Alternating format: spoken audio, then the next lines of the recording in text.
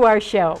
We're sponsored by RSVP, the Retired Senior Volunteer Program, and that's a part of Mature Services. A kaleidoscope offers a constantly changing group of bright objects, and that's what we hope to do with these programs. We're featuring interesting organizations, people, and activities in our viewing area. We'll be right back after these messages to meet our guest. And today, our guests are not only our two-legged kind, but we have some four-legged guests as well. We'll be right back. RSVP of Summit County has been making a difference in our community since 1972. RSVP volunteers are increasing the quality of life by participating in programs and organizations that provide important services to the community. RSVP matches personal interests and skills with opportunities to serve. If you're interested in adding more meaning to your life and improving the lives of others, please call 330-253-4597, extension 166.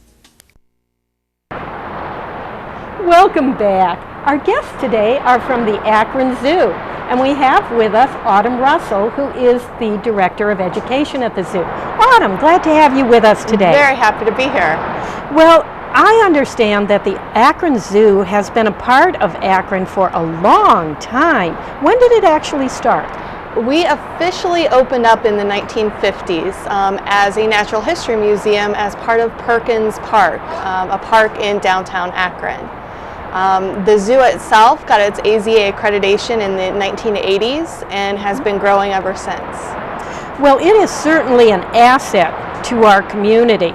And I know that you've always had a great emphasis on education, which is why you're with us today. Absolutely. So tell us a little bit about why is education so important to the Akron Zoo? Part of our mission statement at the zoo is educating our visitors. We actually try to educate our visitors that come into the zoo. We also take out our animals into the community, into schools, retirement centers, to educate people outside of the zoo. Our main goal is animal conservation, and for people to really understand why the animals on the earth are important to have here and how we can take care of them and make sure that they're here for a long time to come. That's a big job, and I think it's a different concept than most people think of when they think of a zoo. Usually think, oh, you're going to go and you're going to stare at the animals and you're going to say how cute they are, or you say, oh my gosh. But really there's more to a zoo than just looking at the animals. There's so much more that goes on at a zoo. As part of the AZA, the Association of Zoos and Aquariums, we're actually involved in a program called the SSP, or Species Survival Plan. And what this does is it links zoos all throughout the United States to make sure that animals that are considered endangered, we're being responsible, we're breeding them to keep the genetic diversity of that species alive and doing well. So there's a lot that goes on in a zoo. Well, there certainly is, and I know that many of our viewers have been to the Akron Zoo, or maybe they're thinking, oh, well, maybe I'll like to go to the zoo. And you're open all year round, aren't you? Yes, we're open all year round. We're closed Christmas Eve, Christmas Day, and I think that's about it. We're open pretty much all year round. In the wintertime, we do have our winter hours, which we're open from 11 to 4 then, but all summer long, we're open from 10 to 5. Well, if anybody is curious about when you're open, when you're not, or what the hours are, or anything like that, they can always go to your website, can't they? Absolutely. Our website has a lot of information to help you with your visit. You can see a map of the zoo to get an idea, plan your day, and you can even call and get directions if you need to. And we'll put those numbers on the screen for anyone who wants to follow up on that. But I went to your website and I saw something there that really surprised me. It's called Snooze at the Zoo. Does that mean what I think it means? Absolutely. It does. You can sleep at the zoo. It's a wonderful program. We have groups, usually our scout groups come in, Boy Scouts and Girl Scouts, but we have church groups, senior groups, school groups. They come in, they have a program in the evening, they do a lot of different activities, meet some animals, they go on a night hike out into the zoo. and then they get a chance to sleep at the zoo. Now, come on, you got to tell me, do you have to bring a sleeping bag, or do you have cots, or what? It helps to bring a sleeping bag. We do have mats for the floor, but we also have some electrical outlets. If anybody wants to bring a air mattress, an inflatable air mattress, that helps sometimes. But yeah, you come in, you bring what you need to sleep. You can bring pajamas if you like, and spend the night. Currently, you can spend the night in our jellies exhibit, but the jellyfish are going away at the end of this summer. So after that, it'll be a new exhibit that people have a chance to sleep in. Oh, well, that sounds like a wonderful opportunity for people to experience the zoo in a very different way. Now, just for the general visit to the zoo, I do understand you have a senior safari coming up. Is that something you do every year? Yes, every September we have our special event for Senior Safari, and we invite senior organizations from around the community to come in and present information for our local seniors in the community. And anything from activities that people can get involved in to just helpful health information. There's a lot of partners that come in and provide information for the seniors who come that day for Senior Safari. And that's another thing that people can go to the website to find out the exact date, because it's a different day every September, right? Yeah, every September is a different date. So our website, we're always listing our current events with some information, what people might need to know for that event. Well, that's great. And I know that you have brought some of your animals to visit with us today. Yes. And I can see the education manager, Patty Viller, just off screen here, bringing in, of all things, is that a python? Yes, it is. Oh my gosh. This is Reggie, and Reggie is a ball python. Now, these guys have actually been a type of pet snake for quite a while. They've been popular as a pet snake because they have a very laid-back disposition. They're not aggressive as you would find in many wild snakes, and they also are a smaller python. The largest that they will get is somewhere around 6 to 8 feet in length, which does sound pretty big, but when you think of some of the other pythons that could reach into the 20 feet level, he's pretty small. Oh, now, what is the proper way for somebody like me who doesn't handle snakes? What's the proper way for me to approach Reggie? You know, if you ever see a snake in the wild, really you just want to leave it alone, kind of let it go about its business. Snakes in general, to them, you are a big predator, and what they're going to do is try to protect themselves if you get too close to them. And usually that's with biting or running away. The goal is for them to run away. But as far as people who do have pet snakes, the best thing to do is to always move slow around a snake, not super slow, but enough where they can kind of see your hand motions. They don't have the best eyesight in the world, so fast motions tend to make them a little bit nervous. Well, oh, I thought he'd be slimy and slippery, but he isn't. A lot of people think that. They're actually very smooth. Yes, they are. Not slimy at all. He just feels like leather. Yeah, pretty much. And my goodness, he's calm. He is. He's very laid back. He's curious and checking things out. You'll notice that he'll stick his tongue out. And for a snake, that's his main sense. He will stick his tongue out and pick up scent particles in the air. And that kind of gives him an idea of what's in the room, if there's anything good to eat. Just kind of gives him some information about his world. Well, Reggie, it's nice to meet you. I'm glad you could come to our show today. But it seems to me like you probably want to go back to Autumn. You have your eye on her. All right, there you go. He is a beautiful snake. He is. A lot of snakes, unfortunately, because of their skin, they've been used for different leather products, for boots, shoes, purses.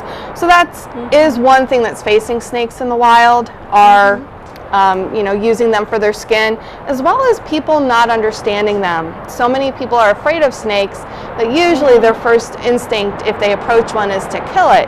But they're very important in controlling rodent populations in the wild. Do we have snakes in our local area? We do. No snakes like Reggie, but we do have native snakes here in the area. And out of the snakes that we have, we just have about 1 or 2 species that could be considered venomous.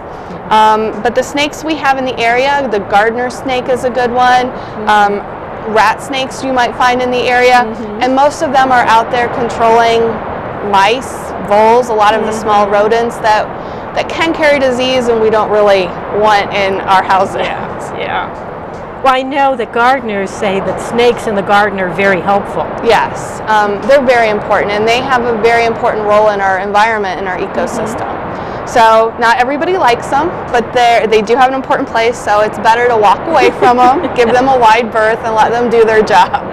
Well, let's hand Reggie back to Patty, and I think Patty's going to bring on another one of your residents. Yes, the next resident is a very vocal one.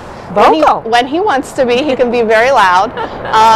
Not so much in the way we think of vocal, but where he lives in the rainforest, his voice is designed to carry long distances, to let other members of his group know what's going on. Well, you kind of teased us there, so who do we have? Oh, what a beautiful bird. Hi. Now this is Quick Draw. Quick Draw. Yes, Quick Draw macaw. And he is a scarlet macaw. Now Quick Draw here is not the largest species of parrot, but he's pretty close to it. Scarlet macaws are a very large species of parrot that you find in Central and South America. He's got his featherations for macaws. He's got a larger head than what some other parrots would have, and that head is really important because he needs a lot of muscles for his big beak to crack open nuts and seeds out in the rainforest. And so his beak is very strong. He's got about 40 pounds per square inch of pressure when he bites down with that beak.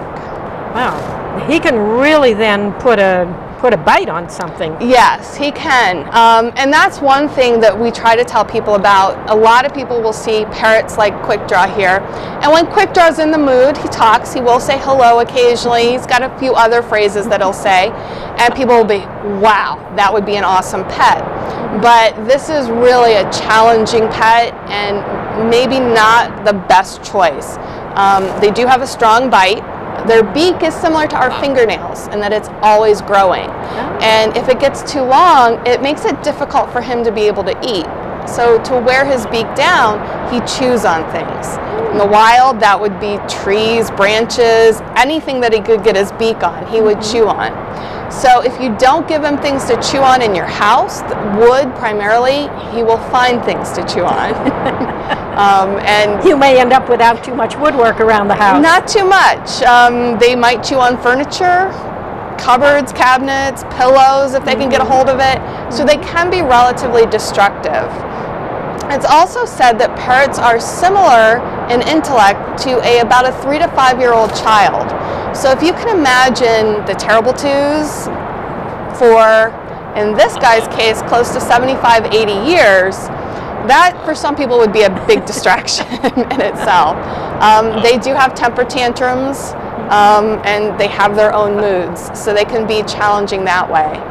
And especially the voice. They have a loud voice meant to travel distances, so not necessarily. Don't keep your windows open with them too close to the neighbors. Yeah, you might not be your favorite neighbor in the neighborhood. Well, his species is not native to our part of the country. Does that create other challenges with having a macaw? It can, as far as you need to make sure that you give it enough humidity and enough UV light inside, and especially with our short days in the winter time and often not a lot of sunlight, they do need UV or sunlight to help keep their feathers healthy and to stay healthy. So that can be a challenge. They can't stay outside. Also, you have to be careful about taking them outside. We actually trim the feathers on one of Quick Draw's wings. It's about like getting a haircut. His feathers, it doesn't hurt him? Doesn't hurt him. They'll grow back. He will molt them out and grow them back.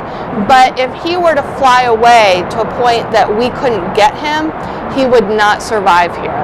The food source that he would eat is not here, and he would never make it through our winter.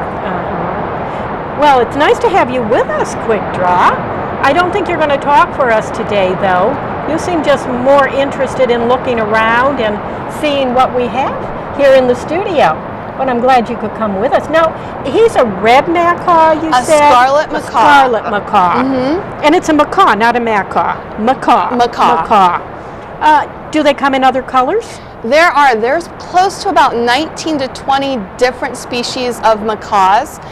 They range from the largest, which is a hyacinth macaw, that are, all blue, with yellow skin around their mouth and their eyes. And they will range down into about maybe 12 inches long, some of the smaller species of macaws. You'll find them in green, blues, golds, kind of almost the rainbow. Are they your most colorful animals at the zoo? I would say probably, yeah.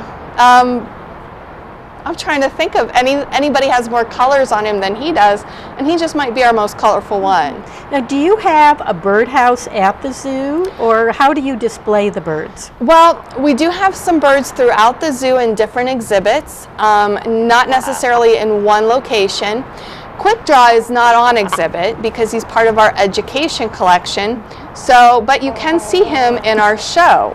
Our It's a Wild World animal show that takes place Tuesdays through Saturdays at the zoo. So anybody can come and visit Quick Draw. Can see they him. Just have to come on that time on those days. Yes. Okay. Now, well, I was going to say Quick Draw actually has a special behavior that he does. I really question whether we taught him or if he's taught us. We'll see if he'll do it. If you wave to him, he usually waves back. Okay. If he's not Quick Draw. Quick Draw. You going to wave to me? You going to wave to me? There, he did it. You want to say hi? There. All right. Well, we're going to give him back to Patty. And then our third animal guest is quite different. And he's just about getting in there. There he is. Okay. Well, now we're going to prepare for the final animal guest. All right, and this one I have to do a little bit You're going to be helping here. us with.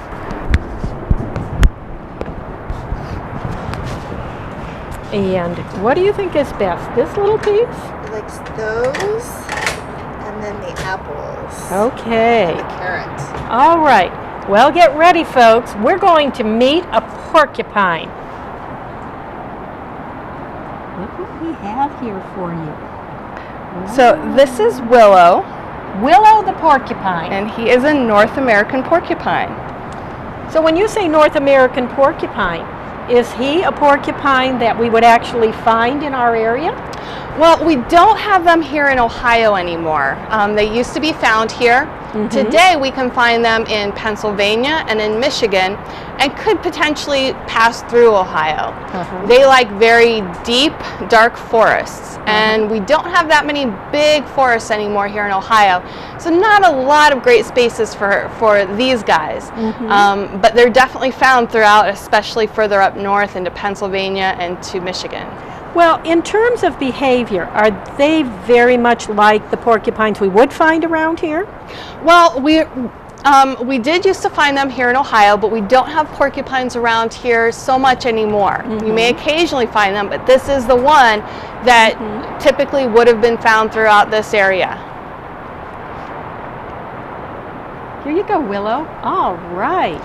Now, he is a type of rodent, so he's related to groundhogs, to rats, to beavers. All of those are in his family. And you'll notice as you're feeding him, he's got very long front teeth. And even his front teeth have little, it almost looks like he's got some plaque going on his teeth. There's an orange coating there. And that's there designed to kind of make his teeth a little bit stronger. And he will just chew on things. He'll chew on wood. And especially nuts and seeds that he would eat out in the wild. Well, what should you know about approaching, or I guess you don't want to approach a porcupine, do you? You don't. Generally, they're going to walk away from you. Now, there is a myth that some people think that porcupines can shoot their quills at you, and that's actually not true. His quills, he can't shoot them off of his body, but he does have sharp quills on his body. So if you were to try to touch them, then you would definitely feel them, and they would actually stick into your skin, and when you pulled back, they'd come out of him and stay stuck on you. Well, I'm certainly not going to test that. I'll let him, Willow, you can just keep all those, oh, you want more? All right. Here you go. Yes, How's that? he There. is definitely a bottomless pit. He loves his lunch. You'll notice that he's got a very large nose, and he's an excellent smeller. And his eyes are a little bit smaller, even though he likes to come out at nighttime. He relies mainly on his sense of smell. You'll also notice here in the studio, he has an odor about him that's pretty strong. And that's really important for porcupines because they will leave their scent out in the wild to let other porcupines know that he's been there. They're not group animals, so they don't hang out together. There you are. All right, there you have it, right there. Okay. So they're kind of loners then. Yes, absolutely. They only come together during mating season. So if I were in, you said Michigan and Pennsylvania still have the dense forest, chances are most of us are not going to be wandering around dense forests. But the idea with a porcupine is just leave it alone, like we were talking about the snakes. Let them alone to do their own thing and just stay out of our path. Absolutely. Yeah, that's really for a lot of wildlife, that's your best bet, is to kind of stand back and observe them, but let them do their thing. They've got an important job out there, so let them do it. What do porcupines contribute? Well, porcupines actually are, I've got to think on that one. That's a good question. They're, as with other rodents, I would say that one of their biggest jobs is a consumer. They're going to eat a lot of nuts and seeds, and in that process, they'll probably spread it around because they will cover a great distance. And in doing that, there's actually some seeds out there that have to pass through an animal in order to germinate, because when they pass through, they exit with their own little fertilization source. And so some of them actually need that in order to germinate. So, and believe it or not, even with all those quills, he is a food source. There are animals like the marten that would actually try to eat him in the wild. So he does provide a food source for some animals. Good luck to anything that tries to eat a creature like this. I think we better get him back into his cage. Now, what will I do to get him back? We'll just, if you want to hand that to me, as soon as he's finished with his snack there, he'll be looking for some more, and we can just let him know that he'll have a snack back in his house back there. Well, nice to have you with us, Willow, and I'm so glad you could come out today and join us for our show. Look what Autumn has for you. Okay. It's over here, Willow. Come on. Yeah. There you go.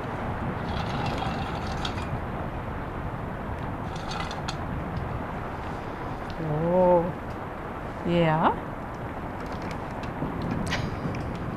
Here you go. Come on. Come on. Come on. He's going to be stubborn. Say, I want some more. Come on, buddy.